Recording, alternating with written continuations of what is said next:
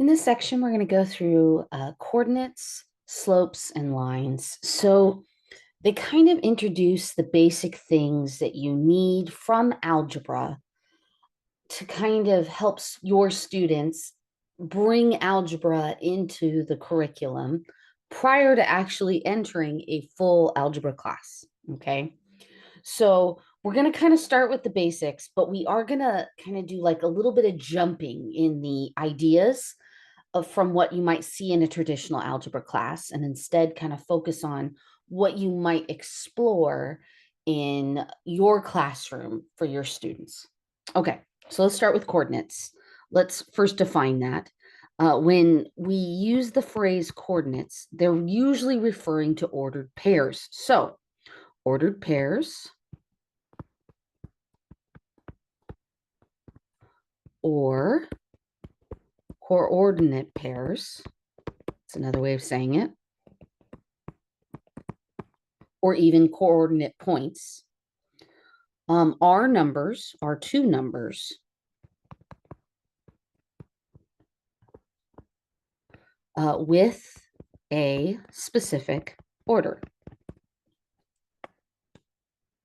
Wow. All right. Sorry. Tried to erase the E and just did not make it work. Specific order.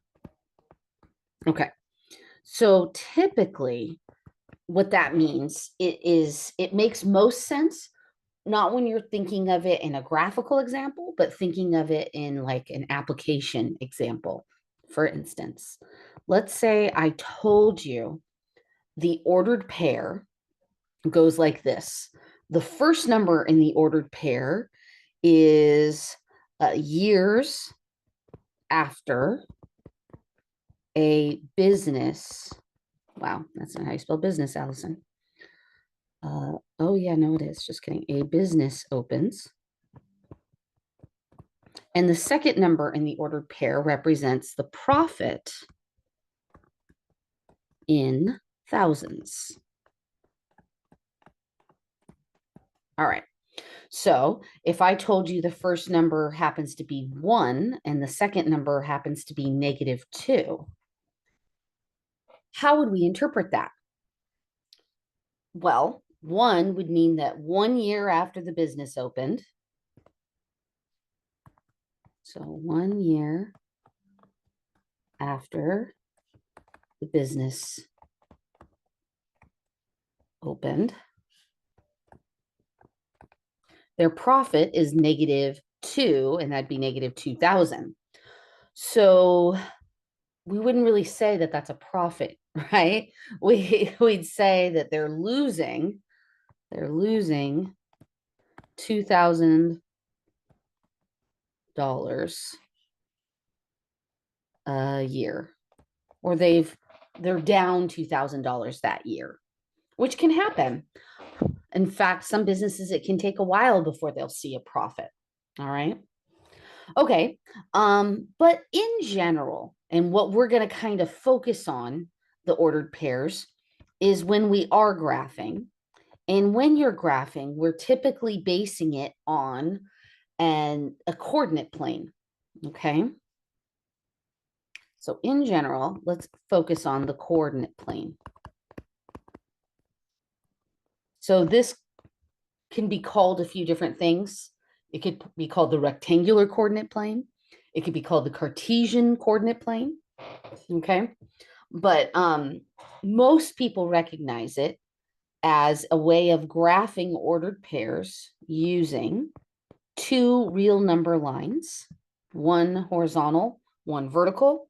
And we typically call the horizontal one an X axis and the vertical one the Y axis. And if we're going to graph an ordered pair on here, we typically have our ordered pair be in the order of X comma Y, meaning the first value in the ordered pair is going to be what we use the X axis for, the second value is the Y axis. And I'm pretty sure most of you have seen this before. Okay, before I actually do some ordered pair things here, let's go ahead and do some labeling on the axis. So as I said a second ago, oops, This, thank you, this is the x-axis, and it's a real number line. And then we create the y-axis to be another number line that is set perpendicular. All right, so there's tick marks. Each of these represent positives. Wow, I'm having trouble writing today.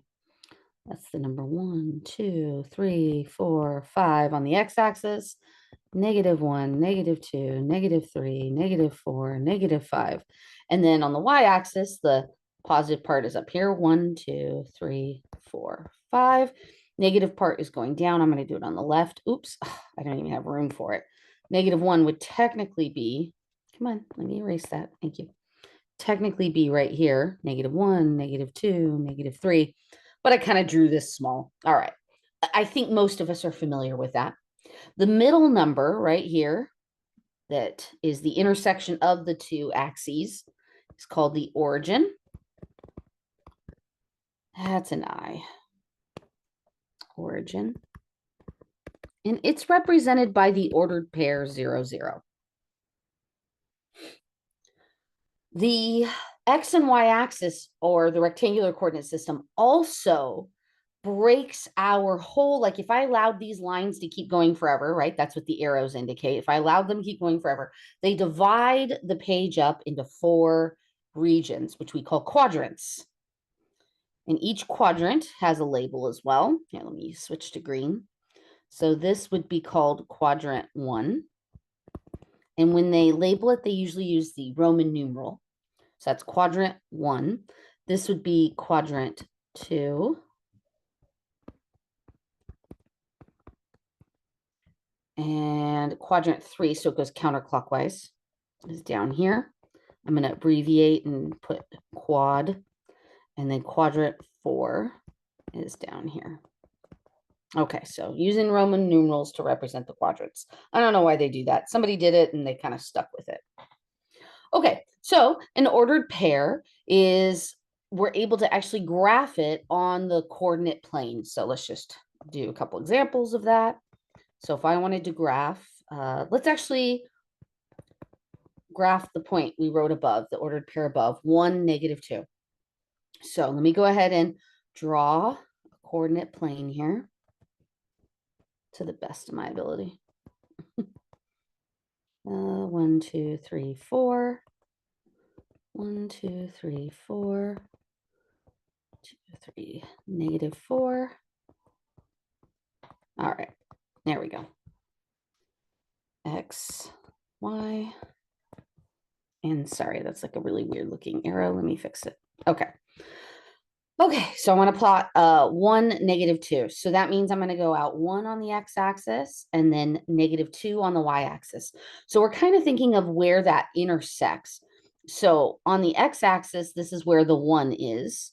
And then on the y-axis, this is where -2 is. So I'm kind of looking at where those two intersect. And where they do, that is my ordered pair. 1, -2. 1 on the x-axis, -2 on the y-axis. And there you go. So exciting.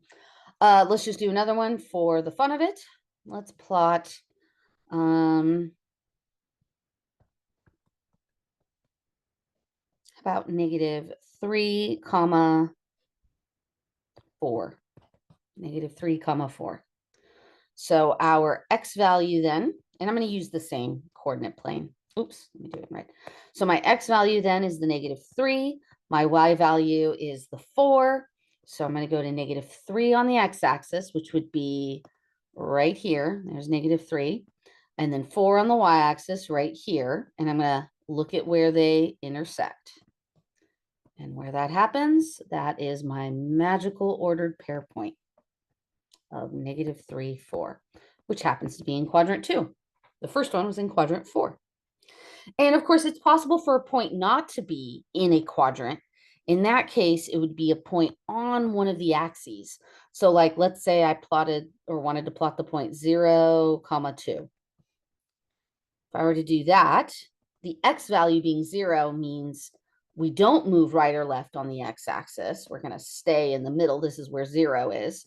And then I'm going to go up to 2 on the y-axis, and I'm actually going to plot it on the y-axis. So this is technically not in a quadrant.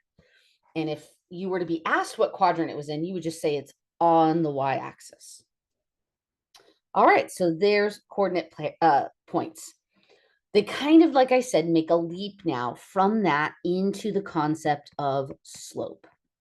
Now, slope, let's define it. The slope measures the steepness of a line. So we're jumping to lines now. And that kind of makes sense. It's usually the next step when we've done ordered pairs is to actually connect the ordered pairs or look for patterns with the ordered pairs, okay? So if we're kind of have our two ordered pairs that we're looking at, let's just say for sake of something simple, we have an ordered pair here, and then an ordered pair here, and then an ordered pair here, and then, right? It kind of looks like they all line up very nicely. And maybe that's a pattern, right? So that would be a line. Okay, so each line then has a slope. And let me go ahead and I'm going to erase this. You can leave it, of course, on your paper if you'd like, but just because my, don't have as much space to write everything I'd like to have on here, make that a little easier. Okay, so I'm going to go ahead and draw some lines and we're going to talk about their steepness. So I'll do a line kind of like this. And then I want a line that's steeper. So kind of something more like that. And then let's look at a line that maybe does this. Okay. So this first line, and I'm just going to make up a number. Let's say I said that this line has a slope of 1/2. Okay. Whatever that means. We'll talk about what that means, but pretend we don't know. A slope of 1/2. The line next to it is clearly steeper. So I would expect its slope to be bigger than 1/2. Okay. Now the other line, the one next to that, maybe it has similar steepness, but it's definitely steep, like it's sloping a different direction. And when that happens, we would say that the slope of this line is probably negative. So a way of writing that would be to say that the slope is less than 0. So what would a line look like if it did have a slope of 0? In that case, 0 would imply 0 steepness, which means you would have a horizontal line. So this would actually have a slope of 0. And if I'm going to bring up a horizontal line, I might as well bring up a vertical line. A vertical line is actually weird because that steepness is like, it's like a cliff, right? Like there's no slope to it. There's no slant. So in this case, the slope is technically undefined. And here, I'll just kind of, oops, that's supposed to be an equal sign. I'll kind of write it here, squeezed in, undefined. Okay, we'll talk more about that. Before we do, slope actually has a formula and some terminology we'll use, and we're going to kind of visually look at it too. Okay, so we're going to pull that all together. So in general, slope looks at the changes of the y value or changes in the y values between 2 points. We're looking at how the y values change between 2 points over the change or changes in the x values between 2 points. Okay. You might recognize that phrasing as the old school version of rise over run. Rise being up and down, which is the y value on the coordinate plane, and run being left to right, which is the x value on the coordinate plane. There's an actual formula for slope, though. Let's write it down. Now, when you write this formula, though, you need to have 2 ordered pairs you're working with. So I'm going to call the first ordered pair x sub 1, y sub 1 for the first ordered pair, and x sub 2, y sub 2 for the second ordered pair. So the 1 and 2 indicating first and second. The slope which we usually use m to represent, m equals y2 minus y1 over x2 minus x1. Sorry, it's supposed to be a sub notation there. So y sub 2 minus y sub 1 over x sub 2 minus x sub 1. But of course, I'm lazy and don't say the sub. Okay, that's the formula for finding the slope. Let's actually look at it in action with an example, and we're going to kind of look at the graph as well. So let's say we want to find the slope and graph the following. So we'll do a couple examples to play with here. Okay, so part A. Let's look at the point 5, 3 and 7, 9. Okay, so first I want to find the slope, and then I'm going to graph these 2 points and kind of visually look at what that means. So to find the slope, I'm going to use the formula above, and I'm going to go ahead and call this x sub 1. That 5 is x sub 1, and the 3 would be y sub 1. The second point will be x sub 2, y sub 2. That's the 9. Okay, so using my formula then, m is going to equal 9, that's y sub 2, minus 3, that's y sub 1, over 7, x sub 2, minus 5, x sub 1, which is going to be 9 minus 3 is 6, 7 minus 5 is 2, and that gives me a slope of 3. Okay, let's just look at what that means. Okay, so I want to graph these 2 points. So 5, 3, 7, 9, I'm going to probably want to kind of do a graph that focuses on the first quadrant and make sure I have at least 9 tick marks on the y-axis, since my 9 is the big number on the y values. So 1, 2, 3, 4, 5, 6, 7, 8. Oh, so close. A little bit higher. 9. So there's my 9. And then on the x-axis, I should go out to 7 at least. 1, 2, 3, 4, 5, 6, 7. There we go. Okay. So I'm going to graph these 2. So 5, 3. Let's see. 5 would be 1, 2, 3, 4, 5. And then I'm going to go up 3. 1, 2, 3 on the y-axis. So there's my ordered pair. 5, 3. Okay, 7, 9, I actually kind of have labeled for me. So I'm going to do my best to kind of line up that one with that one. All right, feeling pretty good about it. Good enough. Now, here's what we're having here. We have a line that goes through these 2 points. I'll try to sketch that to the best of my ability, that line. And it has a steepness of what we're calling 3. Its slope is 3. Now, here's what the slope is actually measuring. It's measuring, like I said, the change in the y values over the change in the x values. So the change between a y value of 3 to 9, that's a difference of 6. And then for an x value of 5 to 7, that's a difference of 2. Sorry, I should have done the 5 in green and blue. Sorry, I like everything else. Okay, so the 6 and the 2, that's this 6 and 2 that we have right up here. Okay, that's 6 and 2. That's what reduced to 3. And here's what's kind of cool. Here's what's kind of cool about this. There is technically a point here in the middle that would represent a change of 3. Okay, meaning if I were to go up from this ordered pair to this ordered pair, that would be a difference of 3. And then from here to here, that's a difference of 1. So up 3 over 1. And then if I repeat that pattern, that goes from here to here, up 3 over 1. Okay, so there we go. That's the slope. The slope is visually measuring how from point to point on the line it's changing. And depending on which 2 points you're looking at, the change might look bigger, like 6 over 2.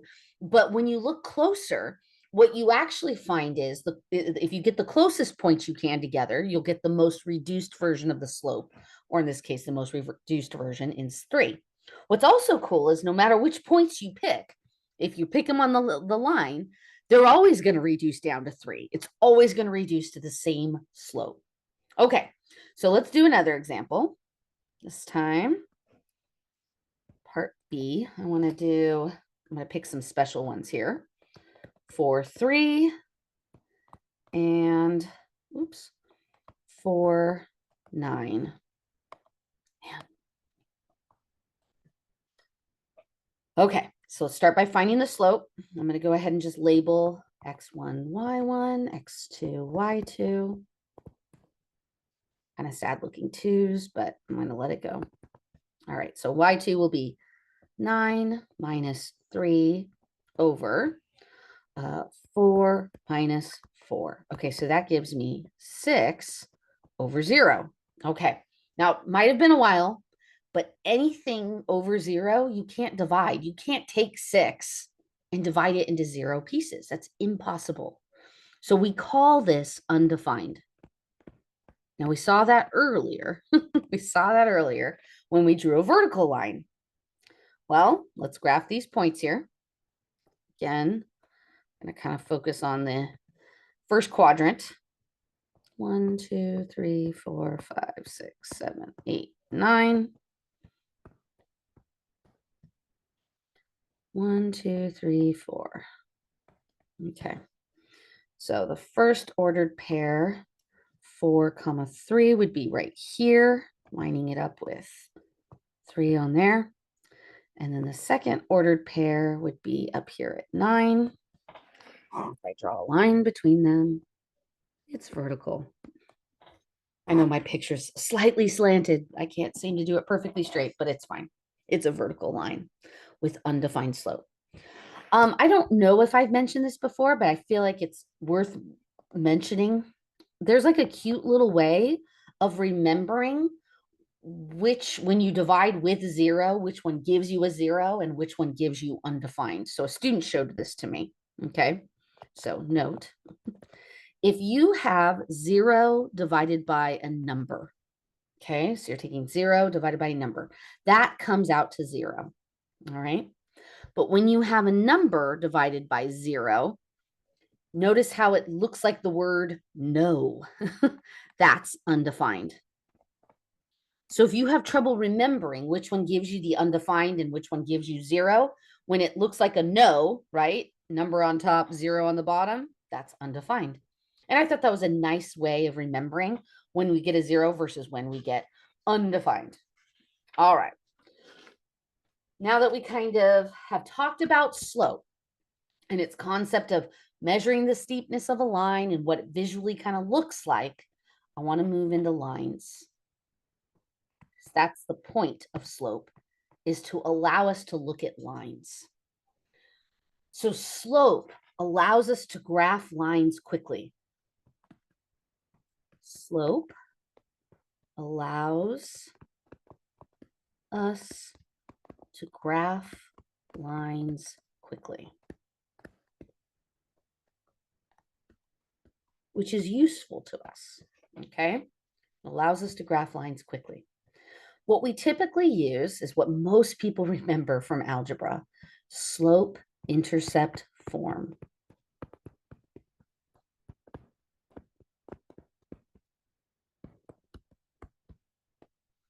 We write a line in slope-intercept form if it looks like y equals mx plus b.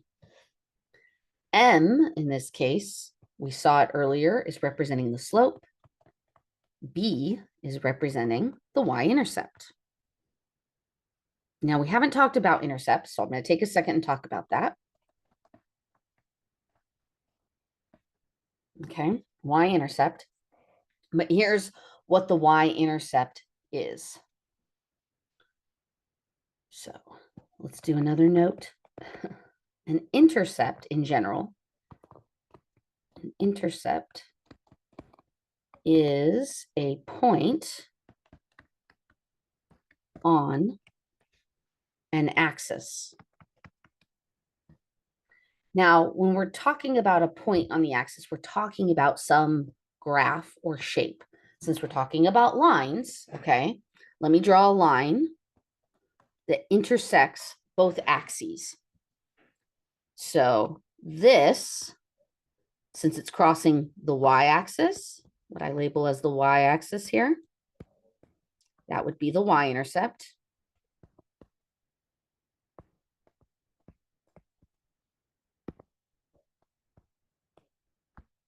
And the other point where it crosses the x-axis is called the x-intercept.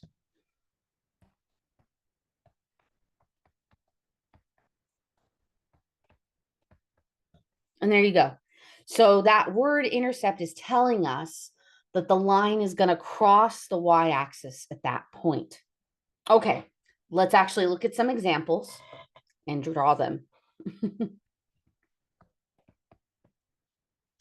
Okay, so let's say we want to graph y equals 1/2 x plus 3. Now, according to the slope-intercept form, this is my slope,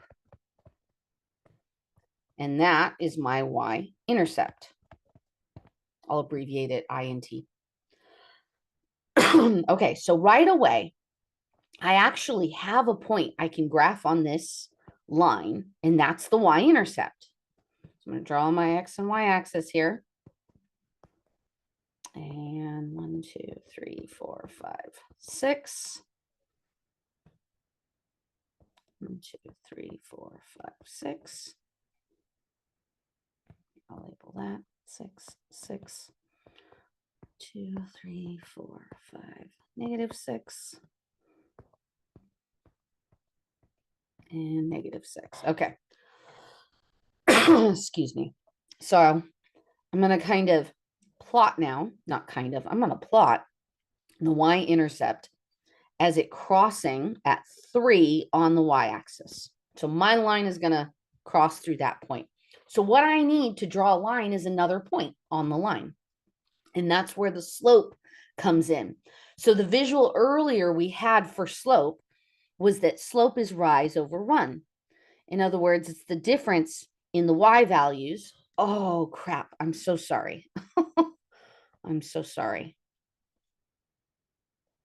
I bumped my screen and it zoomed out completely. I'm so sorry.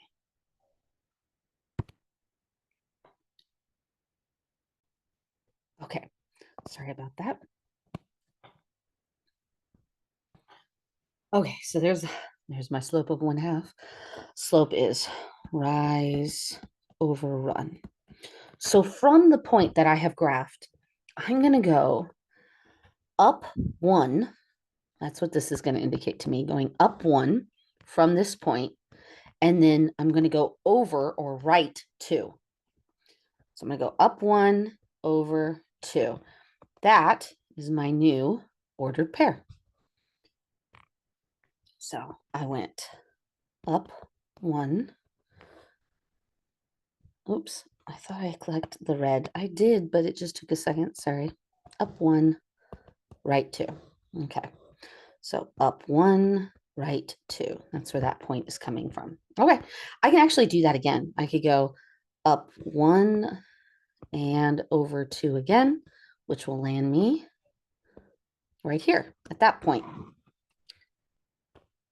Graphic's a little bit sloppy, I'm sorry, but there we go. And as you can see, they line up nicely, and there's my line. All right, let's try that again. This time I'm going to work really hard not to bump the screen. All right, so let's draw another one. This time, let's draw y equals negative, no, I'm sorry. We'll do negative in the next example. Y equals 2x minus 4. All right, so for this, thank you. Draw my axis. Okay. I'll do 6 again in each direction or so. Let's see, 1, 2, 3, 4, 5. Okay, here, we'll do 5. 1, 2, 3, 4, 5. 1, 2, 3, 4, 5. 1, 2, 3, 4, 5. All right, there we go.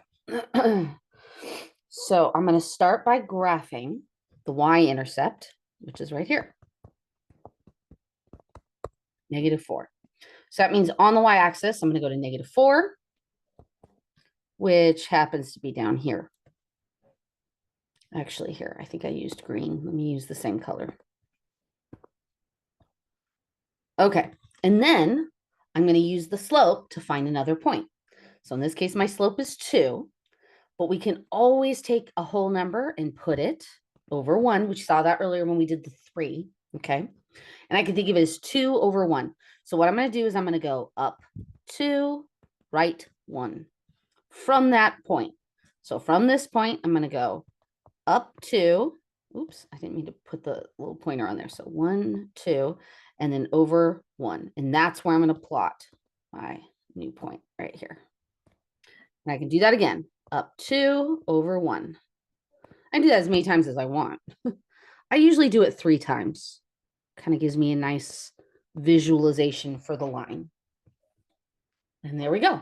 There's the slope of the line and the y-intercept, and I'm done. Graphed. Much quicker that time. Okay, let's try another one. This time I'll do a negative. So let's say I have y equals -2/3 x. And we'll just do that. So it doesn't look like there is an intercept. We could, though, if we want to, be clever and add a 0. That means that that is my y-intercept. Okay, so let me draw my graph here.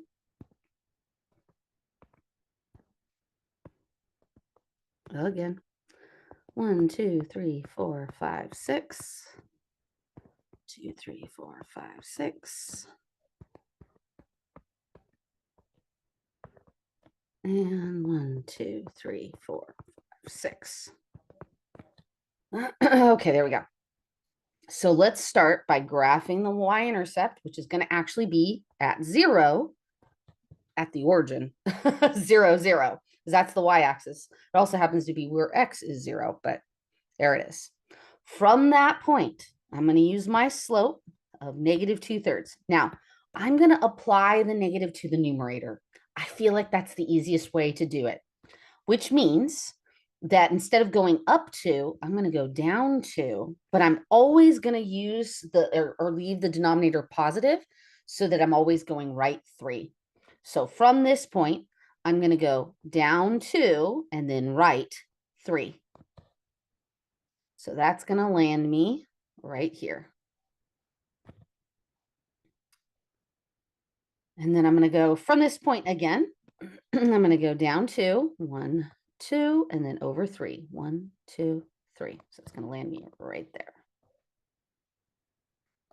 And there's my line with a negative slope. So it's going downwards and happening to have a y-intercept of 0. And there you go.